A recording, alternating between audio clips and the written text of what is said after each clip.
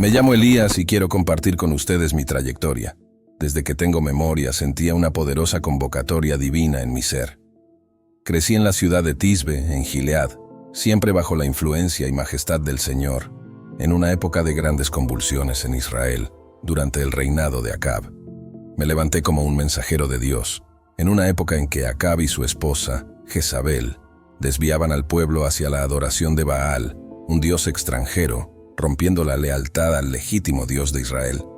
Con la fuerza que Dios me dio, confronté a Acab, afirmando con convicción: por la autoridad del Señor, el Dios de Israel, a quien sirvo fielmente, declaro que en los años venideros ni rocío ni lluvia caerán, excepto por mi intercesión. Era un desafío audaz, pero esencial para demostrar la fuerza del Señor frente al culto idólatra de la época. Después de tal proclamación, Dios me instruyó a ocultarme cerca del arroyo de Kerit, al este del Jordán. Allí, los cuervos me traían comida y, por la noche, saciaba mi sed con el agua del arroyo. En la soledad, encontré consuelo y fuerza en la presencia inquebrantable de Dios. Sin embargo, con el tiempo, el arroyo se secó debido a la escasez de lluvias. Fue entonces cuando Dios me orientó: ve a Sarepta de Sidón y quédate allí. Instruí a una viuda allí para que atendiera tus necesidades. Seguí estas instrucciones yendo a tierras desconocidas, confiado en el cuidado divino. Al llegar a Sarepta, encontré a la viuda y le pedí un poco de agua y pan. Ella, a pesar de su modesta situación, respondió: por el Señor tu Dios no tengo pan, solo un puñado de harina en un frasco y un poco de aceite en una vasija. En Sarepta, frente a esta viuda, siento la gravedad de la tarea que Dios me ha confiado. Ella, con tan pocos recursos, enfrenta las dificultades con una fe rara. Su respuesta, directa y sin adornos, solo un puñado de harina y un poco de aceite, refleja su dura situación, pero también una confianza inquebrantable. ¿Cómo puedo pedirle lo poco que tiene, destinado a ella y a su hijo? ¿Qué significa realmente ser una herramienta divina en un mundo lleno de carencias y desaliento? Me pregunto si mi presencia aquí es una carga o una bendición oculta. Estas preguntas pesan en mi espíritu, mientras reflexiono sobre el verdadero significado de la providencia de Dios. Esta mujer, representando a muchos que luchan diariamente en silencio, muestra una forma de fe raramente vista en palacios y templos. Su creencia no se manifiesta a través de palabras o gestos grandiosos, sino como un susurro de esperanza al borde de la resignación. Dios me ha llevado a este hogar humilde en Sarepta por una razón que aún no comprendo completamente.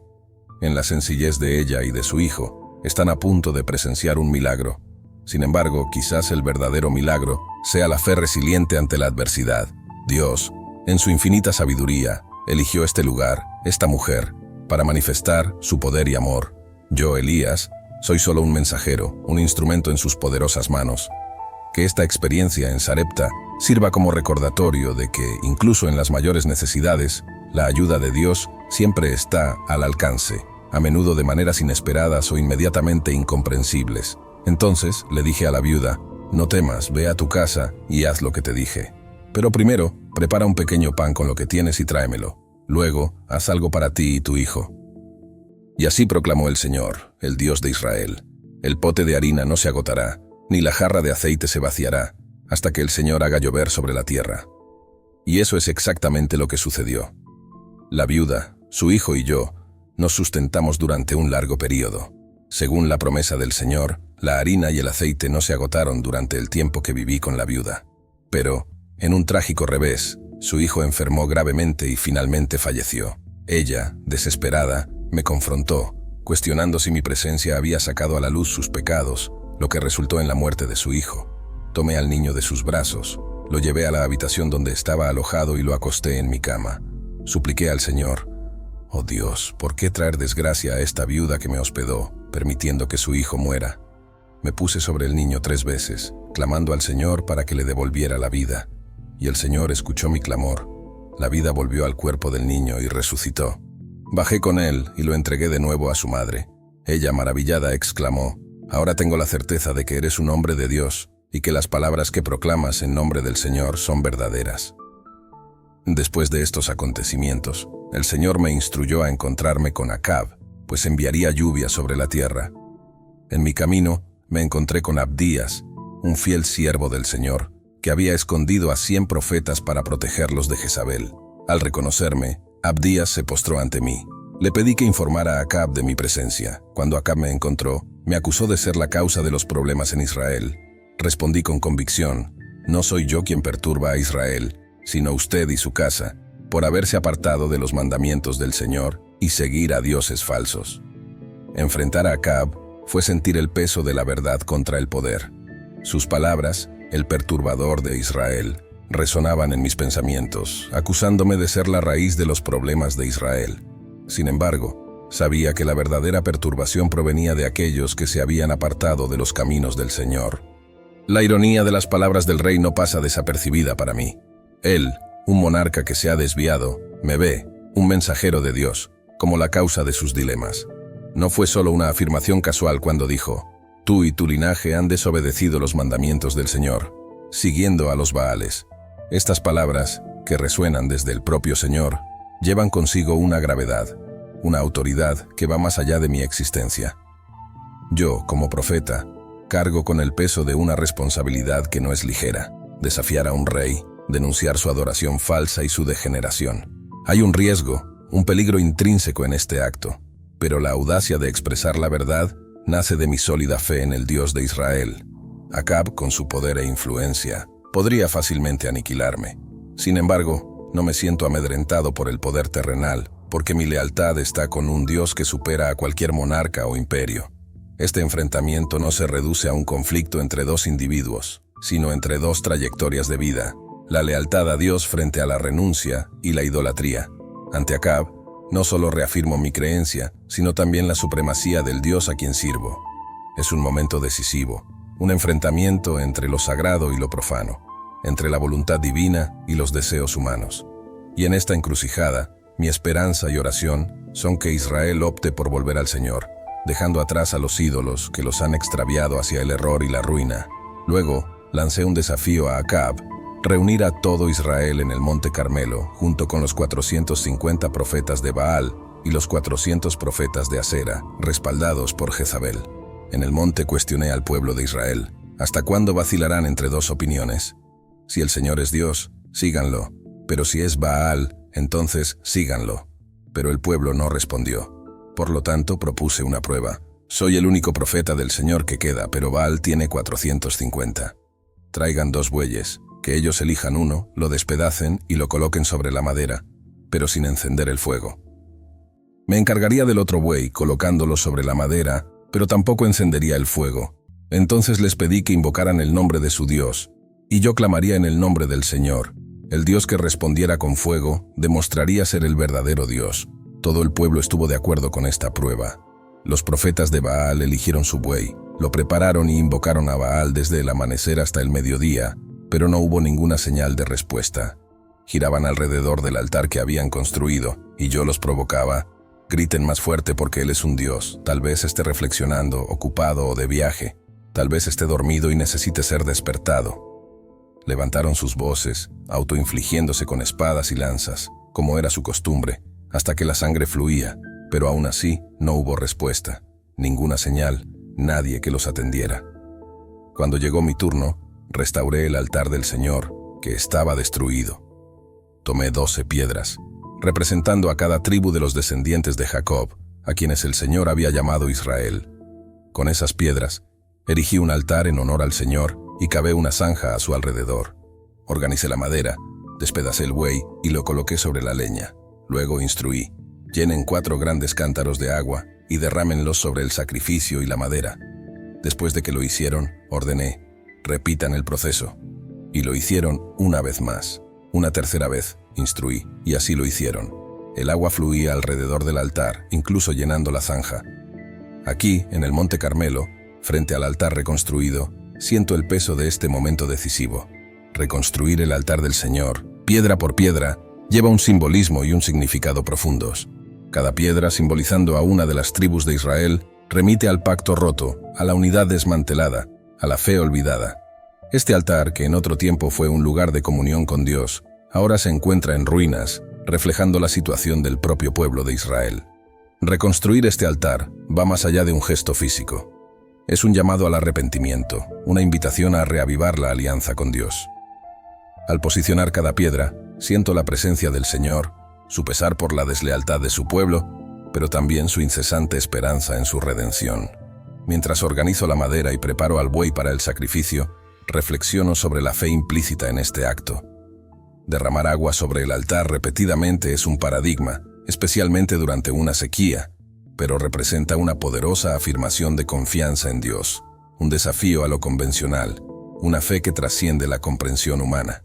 Inundar el altar no tiene como único propósito demostrar el poder de Dios, sino también disipar cualquier sospecha de un milagro inminente. Deseo que todos se den cuenta de que no hay artificios ni manipulaciones humanas, solo la manifestación genuina de lo divino.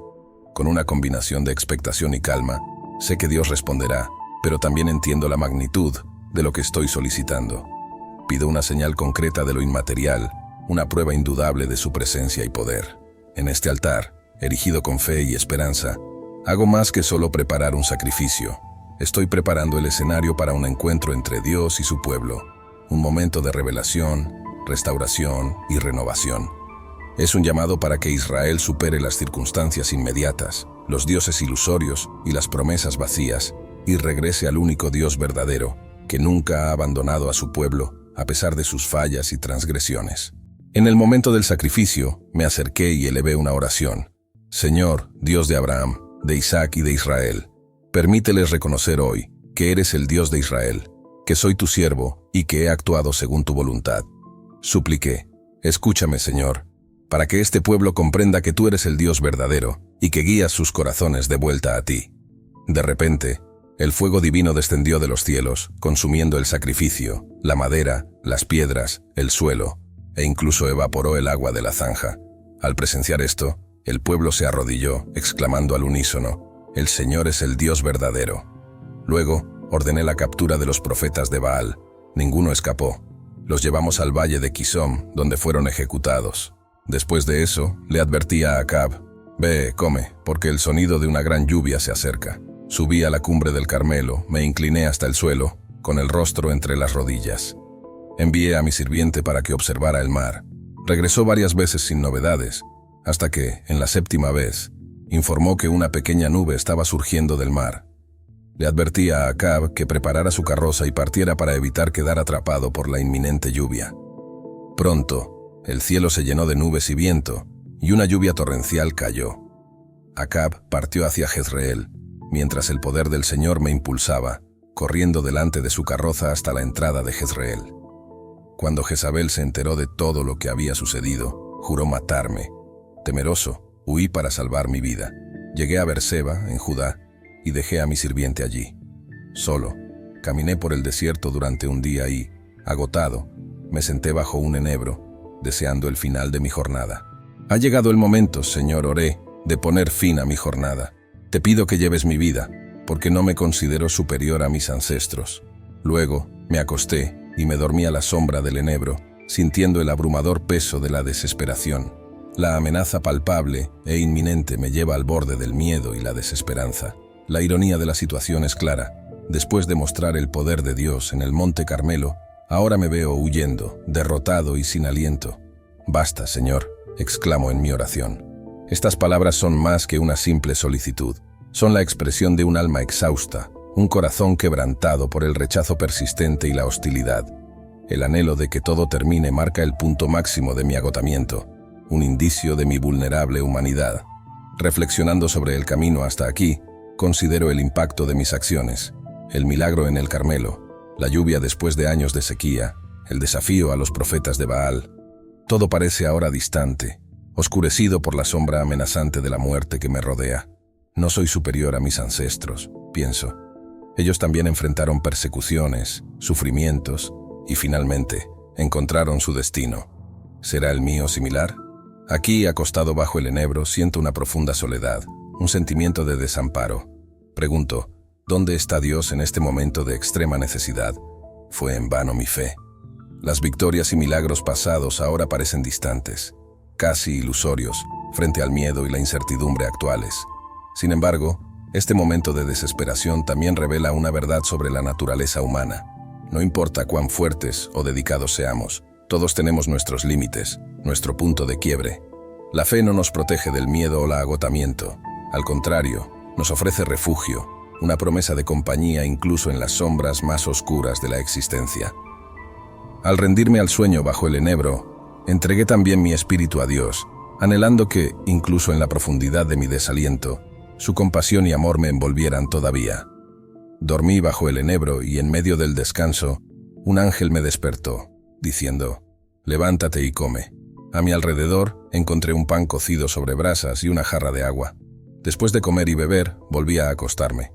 El ángel del Señor regresó, me tocó nuevamente e instruyó: «Levántate y come, porque el viaje que te espera es largo». Fortalecido por la comida, viajé durante 40 días y 40 noches hasta Horeb, el monte de Dios. Allí me refugié en una cueva para pasar la noche. La voz del Señor me alcanzó: «Elías, ¿por qué estás aquí?». Respondí: «He defendido fervientemente al Señor, Dios de los ejércitos. Los israelitas han quebrantado tu alianza, han destruido tus altares y han asesinado a tus profetas. Solo quedo yo y ahora buscan mi vida». Entonces él me orientó: «Sal y quédate en el monte delante del Señor, porque él pasará». Un viento poderoso que partía montañas y rompía rocas vino, pero el Señor no estaba en él. Después del viento, vino un terremoto, pero el Señor tampoco estaba allí. Seguido del terremoto llegó un fuego, pero el Señor no estaba en el fuego. Después del fuego, un susurro suave y tranquilo se hizo oír. Al escucharlo, cubrí mi rostro con el manto y salí, quedándome en la entrada de la cueva. Entonces una voz me preguntó de nuevo: «Elías, ¿por qué estás aquí?». Repetí: «He defendido con ardor al Señor, Dios de los ejércitos. Los israelitas han violado tu alianza, han destruido tus altares y han matado a tus profetas. Soy el único que queda, y ahora buscan mi vida». Entonces el Señor me orientó a regresar por el mismo camino por el que vine, con la misión de ungir a Hazael como rey de Siria, a Jehú, hijo de Nimsi, como rey de Israel, y a Eliseo, hijo de Safat, de Abel Meolá, para que fuera mi sucesor como profeta. Dios también me tranquilizó, revelando que había preservado a 7,000 en Israel que no se habían postrado ante Baal. Al seguir las directrices del Señor, un renovado sentido de propósito despierta en mi corazón. Esta tarea de ungir a Hazael, Jehú y Eliseo trasciende las simples tareas. Es una manifestación del continuo trabajo de Dios en la historia. En cada unción me siento parte de un gran plan, un propósito divino que abarca eras. Ungir a Hazael como rey de Siria y a Jehú como rey de Israel es un acto de gran significado político y espiritual, una intervención directa en los destinos de los reinos, un cambio de poder sancionado por Dios. Contemplo las repercusiones y transformaciones que estas acciones traerán, las olas de cambio que recorrerán la región. Es una responsabilidad inmensa, pero también un recordatorio de la soberanía divina sobre las naciones. El acto de designar a Eliseo como mi sucesor es particularmente conmovedor. Veo en él no solo el futuro de la profecía en Israel, sino también la continuidad del legado que inicié. Eliseo llevará adelante la misión de proclamar la verdad al poder, desafiando la idolatría y recordando a Israel su compromiso con Dios. En Eliseo veo la promesa de Dios renovándose, la llama de la fe pasando a la próxima generación, la revelación de que Dios preservó a 7,000 en Israel, que no se postraron ante Baal, es un bálsamo para mi alma. En el punto más alto de mi desesperación me sentí aislado, como si fuera el último fiel. Este descubrimiento me brinda un inmenso consuelo y aliento, recordándome que no estoy solo en este viaje. Ahora comprendo que no estoy solo. Hay un grupo remanente, una comunidad fiel que ha permanecido resiliente a pesar de las adversidades y tentaciones. Esta revelación no es solo un alivio, también es un testimonio de la lealtad de Dios. Incluso en los momentos más oscuros, Él mantiene a un pueblo dedicado a Él. Este nuevo capítulo en mi trayectoria, lleno de unciones y promesas, revitaliza mi fe y determinación. Entiendo que incluso en los momentos de incertidumbre, Dios está activo, entretejiendo los eventos de la historia en una tela mucho más amplia de lo que podemos comprender. Mi misión, entonces, es confiar, obedecer y seguir adelante, consciente de que soy parte de algo mucho más allá de mi historia personal.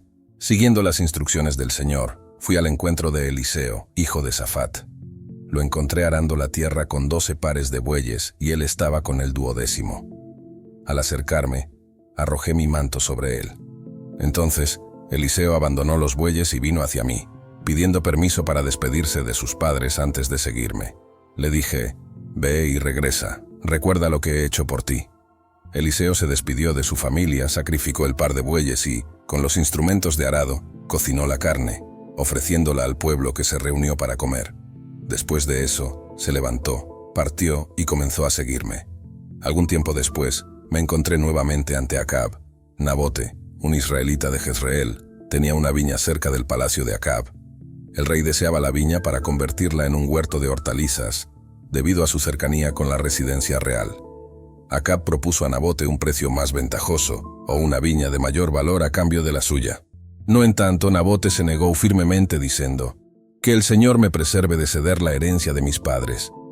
Jezabel entonces maquinó un plan para acusar falsamente a Nabote, lo que llevó a su ejecución y permitió que Acab se apoderara de la viña. El Señor me envió a hablar con Acab, y lo encontré en la viña de Nabote. Le dije, «Has cometido homicidio y también has usurpado la propiedad». Profeticé que en el lugar donde los perros habían lamido la sangre de Nabote, también lamerían tu sangre. Acab, después de escuchar mi profecía, se humilló ante el Señor, rasgó sus vestiduras, se cubrió de cilicio y ayunó. El Señor me habló, ¿has visto cómo Acab se ha humillado delante de mí? Por eso no traeré la catástrofe en su vida, sino en la de su hijo. Observando a Acab, el rey de Israel, en un estado de humillación y arrepentimiento ante Dios, me sorprende y de alguna manera me conmueve. Este es el mismo Acab que se perdió en la idolatría y permitió que Jezabel persiguiera a los profetas del Señor. Ahora muestra arrepentimiento, rasgando sus vestiduras, cubriéndose de cilicio y ayunando. La respuesta de Dios a este acto de Acab es esclarecedora. Él ve la humillación de Acab y opta por postergar el castigo que había predicho. Esto me lleva a reflexionar sobre la esencia de la misericordia divina. Dios, en su justicia, siempre está dispuesto a perdonar y postergar el castigo ante un arrepentimiento sincero. Esto indica que incluso en las almas más oscuras hay una oportunidad de redención si hay un retorno genuino a Dios. Al mismo tiempo, esta situación revela la complejidad de la justicia de Dios. El postergar el castigo para el hijo de Acab, en lugar de anularlo por completo, me hace pensar en las repercusiones generacionales del pecado y la injusticia. La iniquidad de un líder no afecta solo a él mismo, sino que puede tener consecuencias que se perpetúan durante generaciones. Esta interacción entre la justicia y la clemencia, entre las consecuencias inmediatas y las aplazadas, es un enigma que a menudo me confunde. Sin embargo, es un recordatorio de que los designios de Dios son superiores a los nuestros y su discernimiento va más allá de nuestra capacidad de comprensión. La humildad de Acab, aunque tardía, y la respuesta divina me enseñan que nunca es demasiado tarde para arrepentirse y que Dios siempre está atento para escuchar y responder a un corazón sinceramente arrepentido. Esta lección nos llama a todos a buscar constantemente a Dios de manera genuina, reconociendo nuestras faltas y suplicando su compasión. Mi vida continuó marcada por conflictos y mensajes proféticos. En un evento particular, Ocosías, hijo de Acab, sufrió un grave accidente al caer desde el balcón de su palacio en Samaria. Envió mensajeros para consultar a Baal-Zebub, el dios de Ecrón, acerca de su recuperación. Sin embargo, un ángel del Señor me instruyó a interceptar a los mensajeros del rey, preguntando, ¿no hay Dios en Israel para que consulten a Baal-Zebub, el dios de Ecrón? Y profeticé, según la voluntad del Señor, no te levantarás de la cama en la que yaces, sin duda morirás. Los mensajeros regresaron a Ocosías y al enterarse de que yo era el autor del mensaje, envió a un capitán con 50 hombres para que me capturaran. El capitán me encontró en la cima de una colina y ordenó, «Hombre de Dios, el rey ordena que desciendas». Yo respondí, «Si realmente soy un hombre de Dios, que descienda fuego del cielo y consuma a ti y a tus 50 hombres». Y de hecho, el fuego descendió del cielo y los consumió. Acasías llamó a un segundo capitán con sus 50 hombres, pero el resultado fue el mismo. Sin embargo, cuando llegó el tercer grupo, el capitán se postró ante mí, suplicando por su vida y la de sus soldados. El ángel del Señor entonces me instruyó a acompañarlo. Bajé y reiteré a Acasías la profecía anterior. Moriría en su lecho, y así se cumplió. Me di cuenta de que mis días finales en la tierra estaban cerca. Eliseo y yo partimos de Gilgal. Le pedí a Eliseo que se quedara, ya que el Señor me había llamado a Betel. Pero Eliseo insistió, «Por el nombre del Señor y por tu vida, no te dejaré». Así que juntos fuimos a Betel. Los profetas de Betel se acercaron a Eliseo, advirtiéndole sobre la inminente partida de su maestro. a lo que él respondió consciente y pidió silencio. Desde Betel, el Señor me guió a Jericó y luego al Jordán. En cada lugar Eliseo mantuvo su firme decisión de acompañarme, y los profetas locales hacían eco del mensaje de mi próxima partida. A orillas del Jordán, 50 profetas nos observaban desde lejos. Con mi manto toqué las aguas que se dividieron permitiéndonos cruzar en tierra seca. En este último viaje, yendo de Betel a Jericó y hacia el Jordán, siento la inminencia de un final que se acerca a cada paso, en cada parada. La constante compañía de Eliseo es un recordatorio de que estoy cerca de la cima de mi caminar en la tierra. Las palabras de los profetas locales, anunciando mi inminente partida, le dan un tono solemne a cada encuentro. Hay una belleza melancólica en esta peregrinación final, marcada por despedidas y la transmisión de un legado. Observando a Eliseo, noto su firme decisión de no separarse de mí, lo que me produce un sentimiento de orgullo mezclado con melancolía. Él simboliza la continuidad de la misión que inicié, la propagación de la palabra del Señor en Israel. Su fidelidad va más allá de la lealtad hacia mí. Está arraigada en el llamado que Dios designó para su vida. Al llegar al Jordán, con 50 profetas observándonos desde lejos, siento la importancia de ese momento. Dividir las aguas del Jordán, recordando el logro de Moisés, trasciende un mero signo de autoridad profética. Es una evidencia tangible de la presencia y el poder de Dios guiando a sus elegidos. El acto de tocar las aguas con el manto lleva consigo un profundo significado simbólico. Ese manto, que pronto pasará a Eliseo, representa la vocación profética, una carga de responsabilidad, poder y dedicación a Dios. Al ver las aguas abriéndose, experimento una mezcla de emoción y calma. Esto simboliza la confirmación de Dios en mi jornada, asegurando mi misión y abriendo el camino para quienes me sucederán. Este último tramo es un periodo de reflexión sobre la vida que he vivido, los obstáculos superados y la constante fidelidad de Dios, así como de expectativa por el futuro, no solo para mí, sino también para Eliseo e Israel. Cruzar el Jordán a pie en tierra seca es un hito final, un cierre simbólico de un capítulo, pero también el comienzo de algo nuevo, que Dios continuará realizando mucho después de mi partida. Después de cruzar el Jordán, Eliseo me pidió: «Dime qué deseas antes de ser llevado». Le pregunté qué quería y Eliseo respondió que anhelaba una porción doble de mi espíritu. Le dije: «Has pedido algo difícil, pero si me observas mientras soy llevado, tu solicitud se cumplirá. De lo contrario, no ocurrirá». Continuamos juntos, caminando lado a lado.